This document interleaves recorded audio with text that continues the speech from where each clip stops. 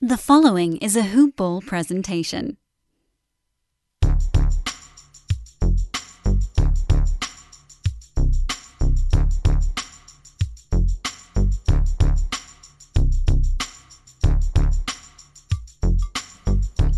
Hello and welcome to the Hoop Ball NBA DFS Today podcast. We are going over the slate for Thursday, October 10th, the evening slate. And I am Joe Sarvati, affectionately known as Coach. And I am joined by my partner in crime here, the DFS GOAT, Mr. Michael Apotria. How are you tonight, Michael? I'm doing well. Another sweat, Coach. We're we don't like to toot the horns, but it looks like we're winning some people money. It looks like we're doing all right ourselves. So we had a couple good calls for tonight's games, and I'm looking to keep this thing going, man. This is a train I don't want to get off. I'm with you, man. This is 6 nights in a row. I'm pretty much cinched to be. I am cinched to win money tonight. But like you said, we always record this the night before, and generally during the games that are finishing up, and then it's for the next day's games. But yeah, I'm sweating a few of the bigs. I need a little bit in the fourth quarter, and I could have a really good night. So it's good, though. I mean, we're both profiting every day, and it's only preseason. I think hopefully all of our listeners are doing the same thing. Again, our goal is to just bring you the best free content out there. Sponsored by our presenting sponsor, Fantasy Draft, and they're very thankful for them stepping up. We'll be doing shows every night for the next day's action, so that you can listen to those, listen to the podcast on your way to work, during the day, at lunch. Get yourself ready to make some money for that evening. And Fantasy Draft is our sponsor. They're starting into NBA on October 22nd for opening night, which is less than 2 weeks away. But in the meantime, please go to fantasydraft.com, sign up with the promo code HoopBall, get your 7-day free membership, dive into their Sunday $500,000 guaranteed Hooters rake-free NFL contest, which I know, Mike, you've had some luck in. Yeah, that's exactly what you can call it. It's luck. I'm not, I'm no shark when it comes to the NFL. I mean, I do know my stuff. I'm very good at year-long fantasy when it comes to the NFL. But the DFS is a whole different game. Just kind of trying to do my best to, be like a trout or swimming upstream and this kind of thing. So, I had the first 4 weeks. I had a lot of success. Fifth week, I got crushed. So we're coming back from it, I guess, this week. I'm going to do a couple more lineups. But, I mean, once NBA season, like regular season, hits off and I start firing out a bunch of lineups a night, preseason, I play a good amount. I don't go crazy. I play, 4 or 5 a night. And then football, I'll probably do like 2 or 3. So I kind of chill out a little bit and just try to build the bankroll up a little bit. And then I go buck wild once opening night comes around. Beautiful, man. Well, hey, you're turning a profit in sports other than hoops. Even I'm jealous of that. I've taken my little tiny shot each week in the big Hooters $500,000, and I have not sniffed the money yet. But I've never claimed to be anything but basketball, and that's where I'm gonna. We stay in our lane. Stay in my lane. Yes, we're finishing each other's sentences, dude. That's scary. All right, cool thing. It shouldn't be a too long of a show tonight because there are 2 of those real weird morning games that we're not going to worry about. One starts at 5 a.m. Central, and one starts at 6:30. The reason we're passing those is there's some inconsistencies even with the one being played in China with all of that controversy. They were talking about a protest and all kinds of crazy stuff. So let's blow that off. And anyway, the main slate contests on FanDuel and DraftKings are the 3 nights, which will really be fun because East Coast game times are 10 and 2 10:30s. So all 3 late games, which are completely really weird. I don't think I've ever seen just all late games, but it's Phoenix, Sacramento at 10 Eastern, followed by Minnesota Golden State and Denver and the Clippers, both 10:30 games. So we are going to hit those 3 games hard and try to get you some winners and get you prepared to build that bankroll. It looks like six for 6 in turning a profit, and we'll go for lucky 7 with this slate on Thursday. So the first game is the Suns and Kings. You want to jump on the Phoenix Suns, Mike? I mean, this is a game that we're going to be jumping all over. Let's be real. It's there's a lot of good games on tonight, but this is 2 teams that we talked about heavily so far during the preseason. Upwards in pace, a lot of young talent. Young guys are generally the guys that we want to target in preseason.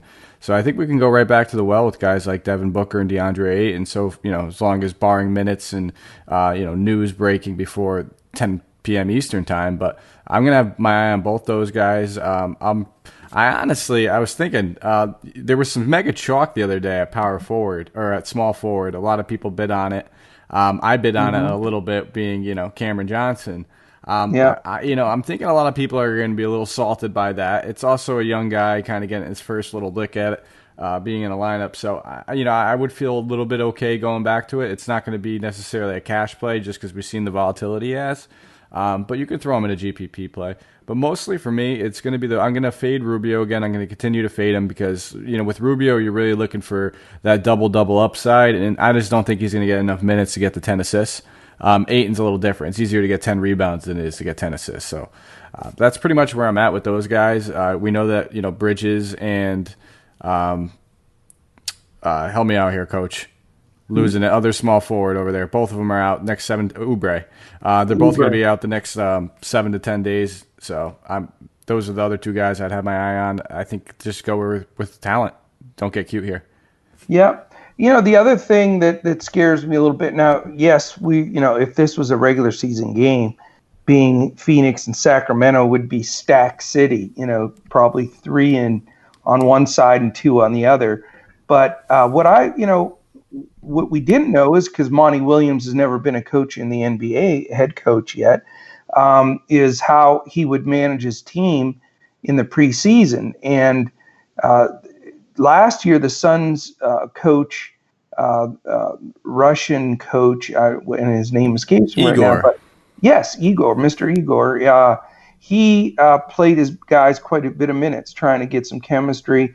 What we saw from Monty and what I would expect going forward is, he really sort of babied the minutes a little bit, even with a rash of injuries.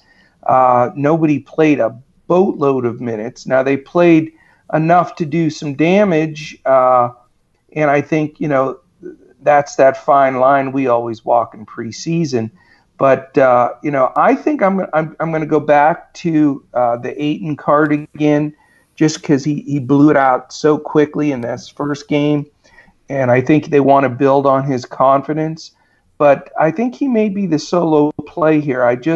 I'm not trusting, an 18 to 20 minute possible, maybe not game with Rubio and Booker and Saric and those kind of guys. And I'm, hesitant to reach deeper for the Kaminsky's and Diallos. So I think I'm, even though it's only a 3-game slate, I may go just DeAndre Ayton on this one. Yeah, and that's he's the safest play, and like you said, you like the cash games a lot more, and definitely if you're playing cash, he's by far the safest play because even if he walks out of this game playing 18 minutes, he can still get you 12 to 14 points, 6 to 8 boards, and you'll be able to survive off that. You may not place first, but if you're playing in like a heads up or a 50-50, it doesn't really matter as much. So.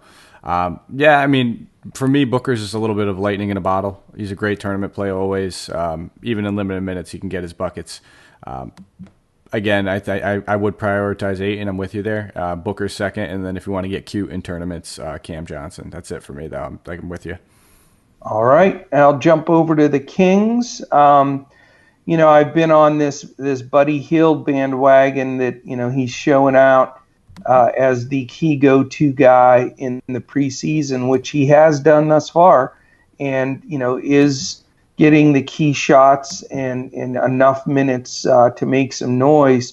I also like De'Aaron Fox in this one. I think think he's going to get a little bit more run and have a little bit more impact on the game. And again, with the pace that's going to be played, I have no problem playing both Fox and Heald, and I may very well do that as the backcourt guys. As far as the front court, you have Giles out. I guess Dedmon and Holmes are game time decisions based on what I see here. Bagley is another usable guy. So I think between Fox, Heald, and Bagley, those will be the guys that I'll be rotating to on this game. You're making this easy for me tonight because that's all I have interest in. Bagley was my high guy, I think, that night. And we have to keep in mind this team hasn't played in several days. Right. They've had a lot of time off. So you can imagine that these young guys are going to be ready to go. The only thing I guess that you'd have to worry about is who's got the hot hand when it comes to these three. I would expect two of them to have great games, one of them to have mediocre. So definitely I would probably avoid playing all three. But any pairing of the two, preferably I like to go guard and then one big, hoping that you get the score and then Bagley has a big rebounding game, you double up on him. But I wouldn't argue with any combination of the three. We're on the same page, man. I'll be using two of them in cash games and just sort of splitting up 2 out of 3, just like you said, in a few GPP plays. But they'll be one of the key teams for me as well. Yeah, Fox is a great highlight too because he's a guy that came out last game, played 25 minutes, still put up a good game, had 10 points because he got to the line 10 times. So he shot 1 for 6 and was still able to put up a game of 10, 2, and 6 with a couple steals. So he's capable of having a good line without the scoring. But it's just something when your guys are playing limited minutes in preseason, you really have to factor in a guy's capable of scoring and their upside with it. I'm with you. All right, we move on to game 2, which is the T-Wolves and Golden State Warriors. We saw in this early preseason here, Cat, stepping up as we highlighted him as one of our feature plays, and just don't expect anything else other than that from him. As of right now, he's a go for the game, and that 18 to 22 minutes, I think he can put up just fine numbers against Golden State. So Cat will be, in that whole theory of most of the time in the preseason, salary is not an issue, and it doesn't matter, what you're spending or how much you leave on the board. Definitely don't let that influence you. But there should be plenty of money to plug Cat in, just like, tonight with Giannis. He was awesome.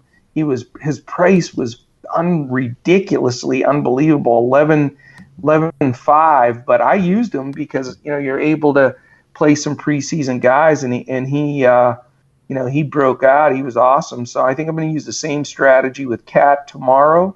Had the big disappointing game from Jake Layman, who was one of my GPP guys I used last time. He was 0 for 6 from 3.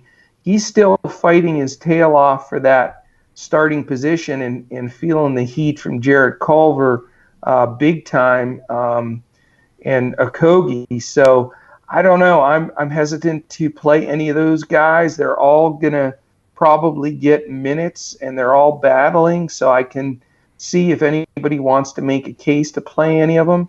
I'm probably going to pass that direction. Covington's working his way back into shape. Wiggins is just such a, points-only guy. I never use Wiggins preseason or regular.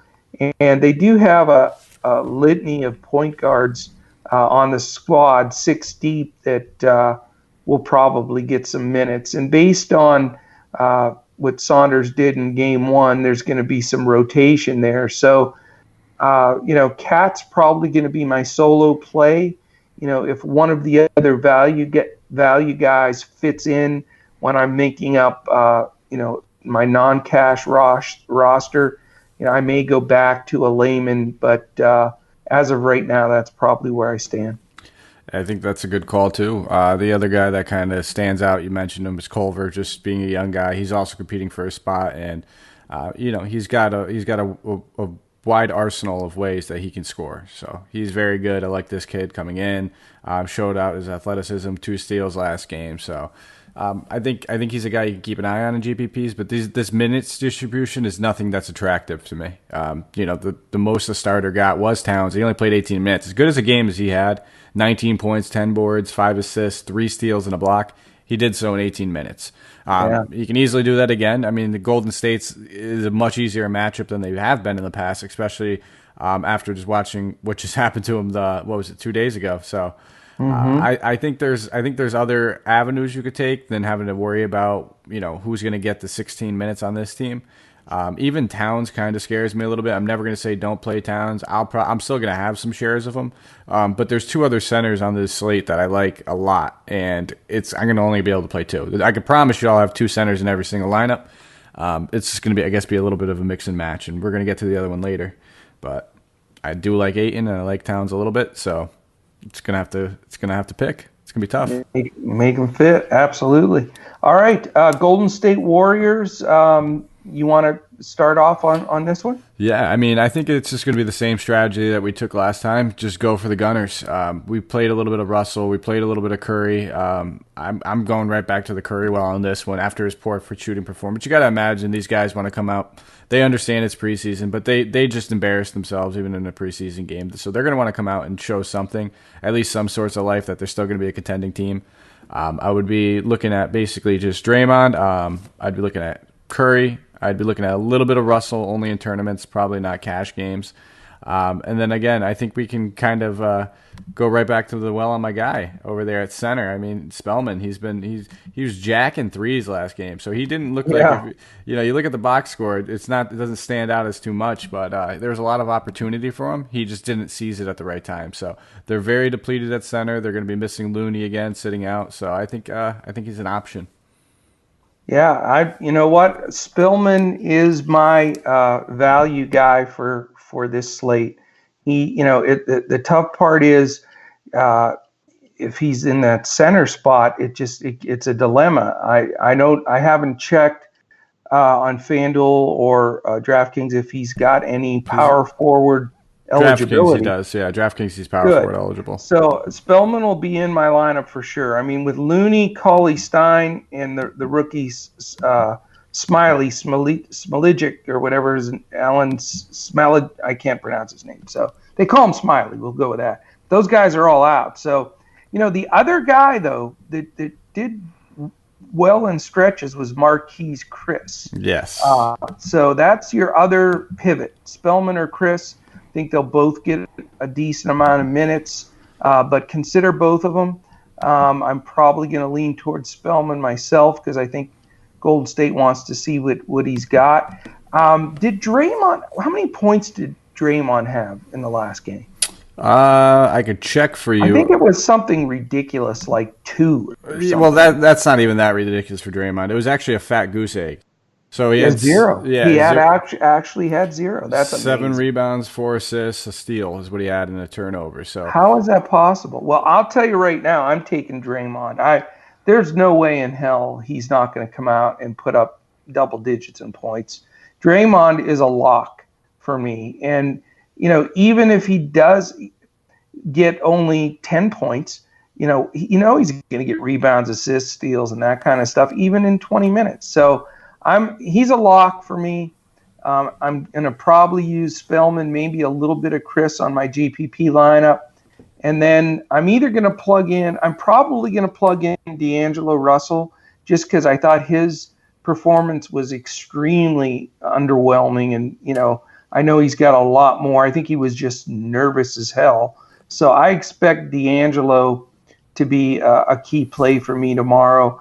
And if I do pivot off that cash lineup to a GPP lineup, I may have a share of Curry in there. But I have no problem going, 2 Golden State Warriors in this matchup for sure. Definitely, especially if you're going to play Towns, you're going to want to get some of both of them and try to get that sort of little mini stack where at least if Towns is having a huge game, it'll be competitive and the other guys on the other side will be shooting to keep up. So I mean, the only other guy I could possibly think of looking at the roster would be Jordan Poole. He came out and had a big game, first game. Yeah. And Alec Burks continues to be out, so he's probably going to see some decent wing minutes. But again, it's starting to get to the point in preseason where we're starting to see what these coaches are doing, the tendencies, the minutes. We're kind of getting a decent amount of coach speak before games. By the way, if you don't know by now, don't listen to anything Greg Popovich says before a game. He literally trolls people. So if you fell for that, I got to get Lonnie Walker in my lineup because Coach Pop said before the game he's going to play big minutes and he's excited to see him play big minutes. You were the fish right there. He literally came for you. He trolls like that a lot. We'll get through this. I'm sure halfway through the season we'll probably touch on all the coaches and their tendencies and how they are and who to listen to and who not to listen to. But that's definitely one of the ones you don't want to listen to. Well, if anything with Pop, you want to almost do the opposite. Literally. He is, because I'm telling you, he does it on purpose. There's no doubt about it. I don't know if it's because he wants to jag with the media, or if he knows the gamblers, or I don't know what it is, but he loves to mess with people. It's crazy, man. He's something else. And the writing was on the wall at that too. I mean, the first game we saw Walker actually come out, he had a good game. He played minutes. DeRozan sat that game. So it's not like this guy's going to come out here and play even more minutes with, their star player coming back who is playing at least 18. So it just didn't make any sense. So just kind of keep an eye on that kind of stuff. Ever have any questions, you can always shoot me and Coach a tweet. We'll let you know what we're thinking on the subject. We're not in their heads. We're not always right, but we've been playing this long enough where we've kind of taken some bumps and bruises along the way with that kind of stuff. Oh, yeah, and those gut punches hurt, too, when you go off what a coach says, and then the beat writer reports it, and then you get, a head slap. But generally, most of the coaches are forthright. It's just, Pop's one of those few that you really cannot listen to him, what he says whatsoever. Spoelstra does that a little bit, too. So you got to be careful. But anyway, speaking of Twitter, reach out to us anytime, questions, suggestions, recommendations, show-wise. I'm at Joe Sarvadi. That's JoeSarvadi, and he is at Mike Apotria, MikeApotria. Certainly look at us, look us up during the day tomorrow, and as lock gets closer, any breaking news, we'll make sure to tweet that out there. And also follow at Hoopball Fantasy, all one word. That will be a good spot to look for any changes, people sitting, scratches. We have a bunch of people behind the curtain at Hoopball blurbing and working hard at that. And then our third DFS guy, Andrew, is at Language Olympic. You can also hit him up as well. He's going to be joining us for a couple of shows a week, and we're excited for that. Also, as long as we're hitting this right now, again, we want to thank our sponsor, Fantasy Draft. Please support them. Don't forget the Hoopball promo code. And you can find us 7 days a week anywhere podcasts are found. Whether it be iTunes, Google Play, Stitcher, Podbean, iHeart, Spotify, YouTube, you name it. Please, if you can, take the time after the podcast to rate, review, and subscribe. We really want to keep our sponsors happy with as many 5-star and thumbs up and good reviews. So we really appreciate that. And with that, we will get to game number 3 to finish up the slate and the Denver Nuggets. You got it, man. Yes, sir. And this is what I was looking for. I'm going to have my shares of Jokic. Just a fact, he sat out. I'm not worried about the FIBA thing with this. He said he looks great. He feels great. He's in shape. Their coaching staff's reiterating the same thing. He sat out the last game. So I'm kind of taking the Doncic approach that we did tonight with this one. I'm expecting probably about 22 minutes. And he's one of those guys. Give me 18 minutes of Jokic, and he can almost triple-double. He's that good. He's going to go out there. My concern, though, brother, is we like 5 centers. What Well, the heck are we going to do? that's it, and that's going to be the theme of this show right here. It's I know on DraftKings we could play too, so it's going to be. I have 3 in my mind. You know, obviously the ones that we talked about, Ayton, Towns, and now we're looking at Jokic.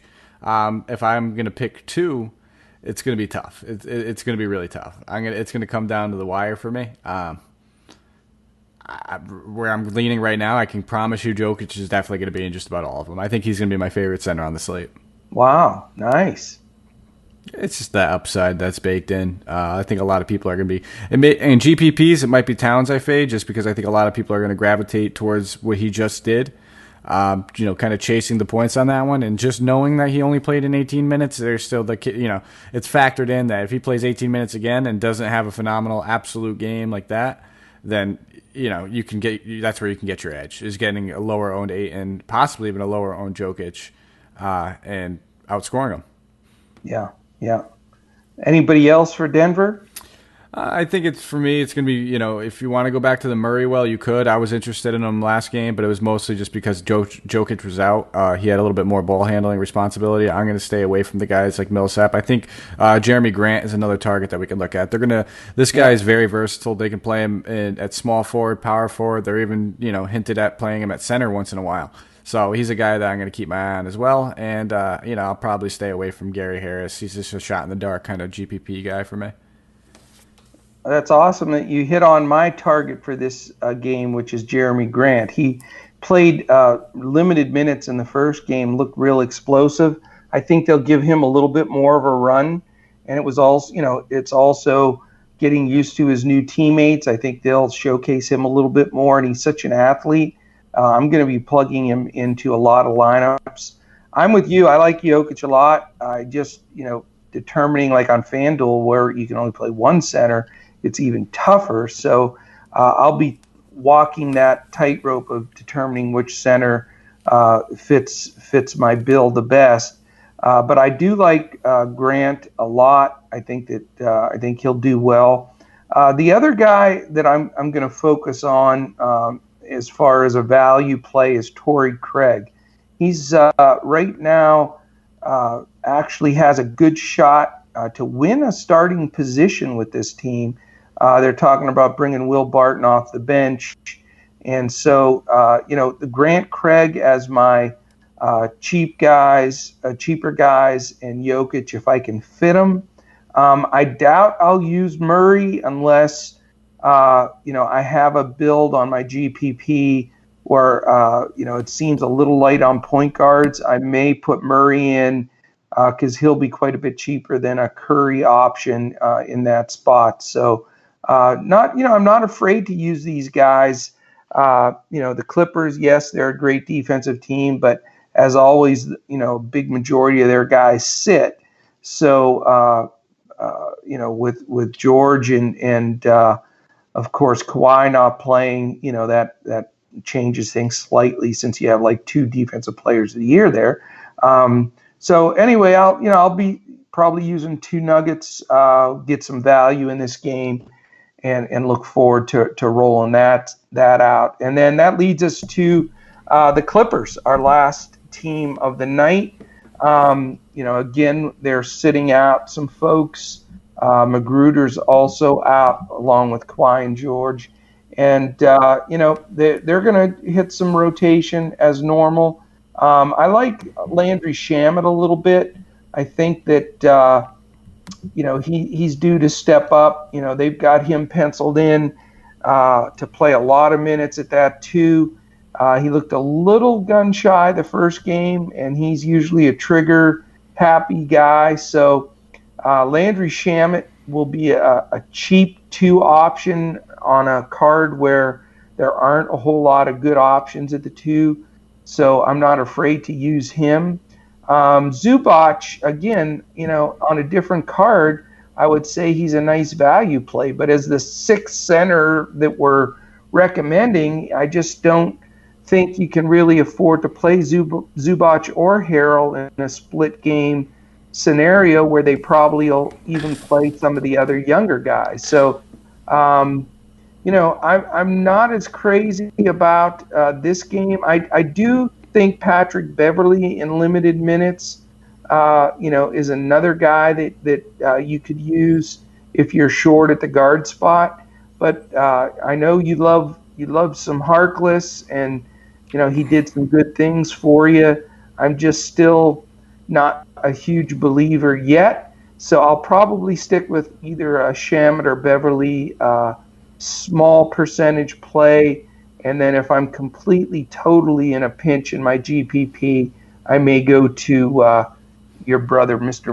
Maurice Harkless. I think we just got our second bet of the year right there. I think that's what you just said. I'll take Harkless if you take Craig. No. I don't have that much faith in Craig, so. But I do give you the guts for Stones for bringing up that one. Let me see, who can I find to match up against your Harkless? Although no, I'm not going to do that, because you know what? I may use Harkless, so I'm not down on him. No, I think he's the perfect guy for this kind of slate, because the he small makes forward sense. position's kind of ugly. Yeah. And I'm glad you brought up Harrell. I think that's going to be the primary reason why Grant plays a lot, because when Harrell's at center, that's the perfect time. If they want to try running Grant at center, that's the time to try it. Right. Harrell's not that huge of a body. He's obviously a great guy down low. Don't get me wrong, but it would be a good matchup for Grant. And I think on DraftKings, Harrell's power forward eligible, so he's still in play over there. Other than that, it's going to be Mo Harkless, like you said. I do like Shamet a little bit. But again, I think I'm going to be able to, with the value I have kind of floating around. We already talked about a few guys, being Devin Booker, Buddy Hield, D'Angelo Russell, Steph Curry. All these guys are shooting guard eligible on DraftKings. So I'd rather just go with the guys I actually enjoy instead of rather than cramming in Shamet. And Shamet's not that cheap, so we're starting to get to the point where we want to play a lot of these studs on this slate, and when we want to do that, we're not going to be able to pay $5,800 for Shamet. It's going to be tough. And the lineup build is dramatically different on DraftKings and FanDuel. So if you're playing both, I mean where Shamet may not be a good play at all on DraftKings, he may be an excellent play on FanDuel just because of the multiple guards and the build. So I'm glad you brought that up, because again, we're going to talk mainly. Again, I'm a big cash game guy. Mike's a big GPP guy. When the regular season starts, there's 4 main sites that we both play on. So you got to look at the scoring for all of them, what type of contest you're going to be in.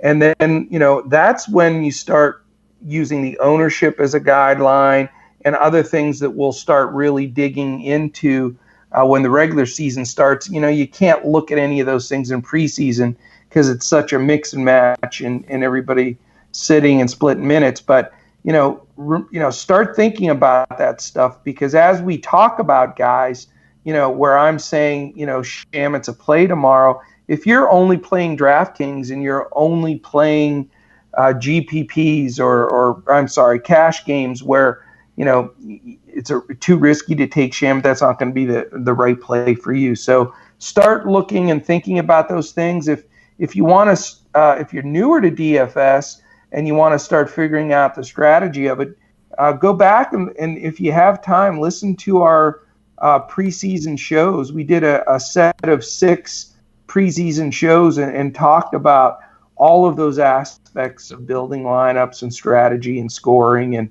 that's all going to come into play, man. Absolutely. I'm glad you brought it up, because that's a very good point. I'm not saying I don't like Shamet. I don't think Shamet's going to have a bad game. DraftKings specific. When you do, like you brought up on FanDuel, and you have to play 2 shooting guards, he's an excellent player for that kind of spot. Perfect kind of guy you want to look for in that kind of spot. I'm with you, dude. You're just absolutely Harkless. That's all there is to it. How could you be Mo Harkless? That's right. Damn it, you got to follow Shamet for tomorrow. So there's all our dad comic jokes for the night. But awesome, man. That's the 3-game slate. That's it. Nice and tidy and quick. And, hopefully a pack full of a bunch of winners.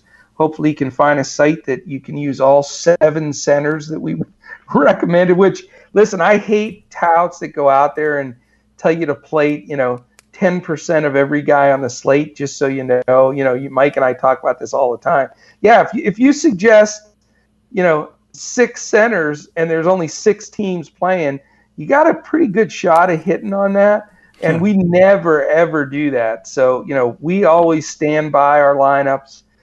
We talk about them like we did at the beginning of this show, and we'll do even a better lineup breakdown when we start getting into the regular season at the beginning of the show, and study, what good picks, what bad picks.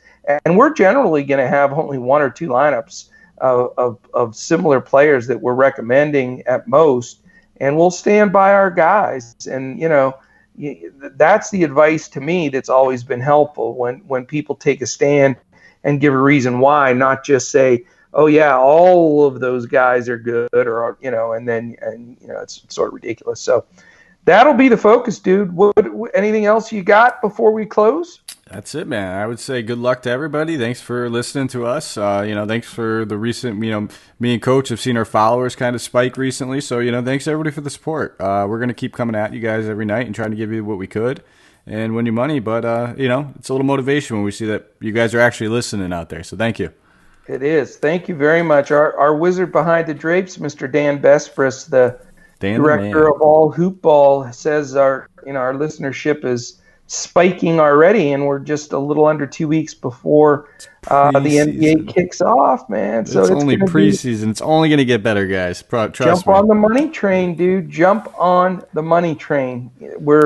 I'm cheating a little bit and looking at my phone at some of these final stats, and it is official 6 for 6 for old Coach turning a profit. And tomorrow, with this info we gave you, hopefully, we'll have everybody 7 for 7. I think you're in the same boat. Yeah, I'm checking mine right now, and that was with playing Christian Wood, of course.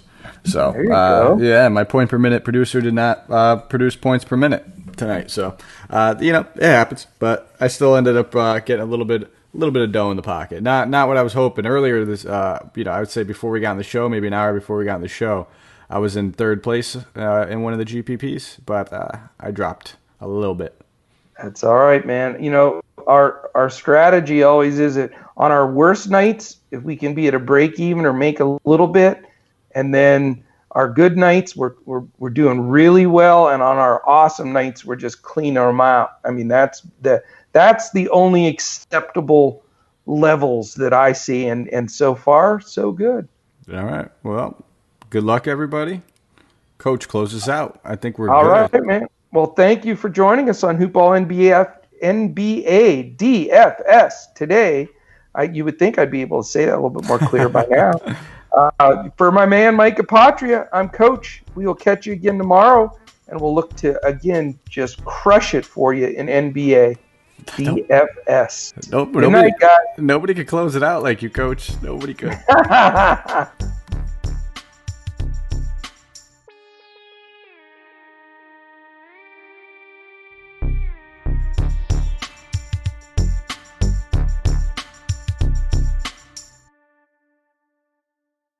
This has been a Hoop Ball presentation.